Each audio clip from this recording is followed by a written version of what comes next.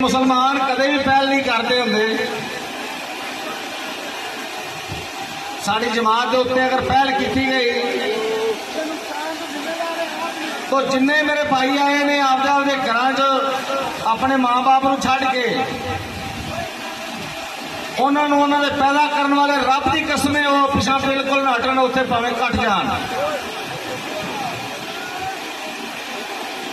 अपनी जगह से अपने पैरों के भार पाओ तो पूरा मुस्तैद होते चौकस होते खड़े हो जाओ। तमाम भाई कायम रहे, अल्लाह पाक खैर करेगा। आजो मेरे प्यारे वीर, आजो आजो, शाबाश। असी लड़ाई झगड़े की नीयत से नहीं आए, आजो आजो कर लगे, लेकिन साडे किसानां नूं अगर छेड़िया गया या इन्हां दे उत्ते ज्यादती की गई तो फिर जिम्मेदार खुद हुकूमत है।